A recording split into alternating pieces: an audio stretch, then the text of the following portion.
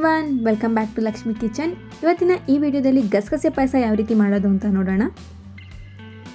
ಇದನ್ನು ಮಾಡೋದಕ್ಕೆ ಮೊದಲನೇದಾಗಿ ಒಂದು ಪ್ಯಾನ್ಗೆ ಒಂದು 2 ಟೇಬಲ್ ಸ್ಪೂನ್ ಆಗೋಷ್ಟು ಅಕ್ಕಿನ ತೊಗೊಂಡಿದ್ದೀನಿ. 2 ಮಿನಿಟ್ಸ್ ಡ್ರೈ ರೋಸ್ಟ್ ಆಗೋವರೆಗೂ ಹುರ್ಕೋಬೇಕಾಗತ್ತೆ ಅಕ್ಕಿನ.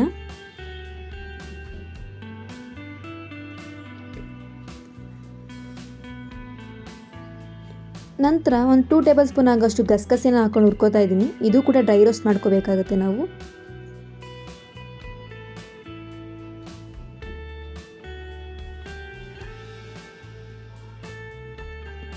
ಇದಿಷ್ಟು ಚೆನ್ನಾಗಿ ಹುರ್ಕೊಂಡು ಆದಮೇಲೆ ಒಂದು ಮಿಕ್ಸಿ ಜಾರ್ಗೆ ಕಟ್ ಮಾಡಿ ಇಟ್ಕೊಂಡಿರೋಂಥ ಕೊಬ್ಬರಿನ ಹಾಕೋತಾ ಇದ್ದೀನಿ.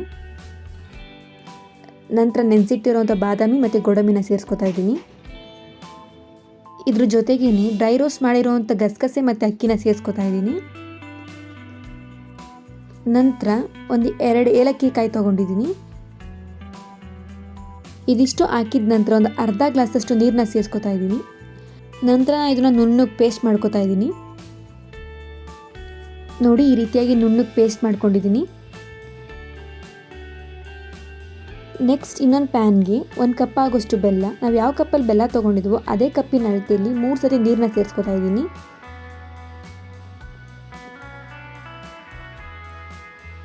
ಜಸ್ಟ್ ಬೆಲ್ಲ ನೀರಲ್ಲಿ ಕರಗೋಷ್ಟು ಬೇಯಿಸ್ಕೊಂಡ್ರೆ ಸಾಕಾಗುತ್ತೆ, ಯಾವುದೇ ಎಳೆ ಪಾಕ ಮಾಡ್ಕೊಳ್ಳೋಂಥ ಅವಶ್ಯಕತೆ ಇಲ್ಲ. ಬೆಲ್ಲನೆಲ್ಲ ಕರಗಿಸ್ಕೊಂಡು ಆದಮೇಲೆ ಬೆಲ್ಲದ ನೀರನ್ನ ಒಂದ್ಸಲ ಸ್ಟೈನ್ ಮಾಡಿಕೊಂಡು ಮತ್ತೆ ಪಾತ್ರೆಗೆ ಶಿಫ್ಟ್ ಮಾಡ್ಕೊಂಡಿದ್ದೀನಿ. ನಂತರ ಇದಕ್ಕೆ ನಾನು ರುಬ್ಬಿಟ್ಕೊಂಡಿರೋದನ್ನ ಸೇರಿಸ್ಕೊತಾ ಇದ್ದೀನಿ.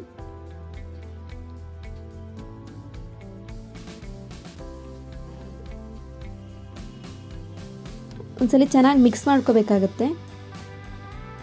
ಗಸಗಸೆ ಪಾಯಸ ತುಂಬ ತೆಳುವಾಗೂ ಇರಬಾರ್ದು, ತುಂಬ ಗಟ್ಟಿನೂ ಆಗಿರಬಾರ್ದು. ಇಷ್ಟೇ ಕನ್ಸಿಸ್ಟೆನ್ಸಿ ಇದ್ದರೆ ಸಾಕಾಗತ್ತೆ. ಒಂದು 10 ನಿಮಿಷಗಳ ಕಾಲ ಚೆನ್ನಾಗಿ ಕುದಿಸ್ಕೋಬೇಕಾಗತ್ತೆ.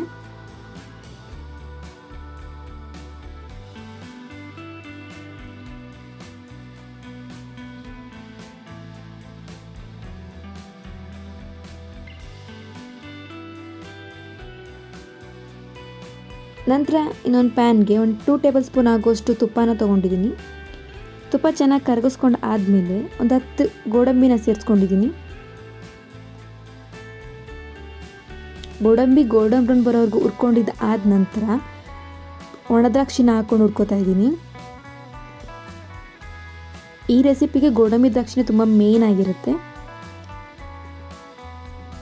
ಇದಿಷ್ಟು ಚೆನ್ನಾಗಿ ಹುರ್ಕೊಂಡು ಆದಮೇಲೆ ಇವಾಗ ಇದನ್ನು ಮಾಡಿಟ್ಕೊಂಡಿರೋಂಥ ಪಾಯಸಕ್ಕೆ ಸೇರಿಸ್ತಾ ಇದ್ದೀನಿ. ಇಷ್ಟು ಮಾಡಿಕೊಂಡ್ರೆ ಗಸಗಸೆ ಪಾಯಸ ರೆಡಿ ಆಗುತ್ತೆ. ನೋಡಿದ್ರೆ ಯಾವ ರೀತಿಯಾಗಿ ಗಸಗಸೆ ಪಾಯಸ ಮಾಡೋದು ಅಂತ. ಈ ರೆಸಿಪಿ ನಿಮ್ಗೆ ಇಷ್ಟ ಆಗಿದ್ರೆ ಲೈಕ್ ಮಾಡಿ, ಶೇರ್ ಮಾಡಿ, ಕಮೆಂಟ್ ಮಾಡಿ. ಇನ್ನಷ್ಟು ವೀಡಿಯೋಗಳಿಗೆ ನಮ್ಮ ಚಾನಲ್ನ ಸಬ್ಸ್ಕ್ರೈಬ್ ಮಾಡಿ. Thank you for watching.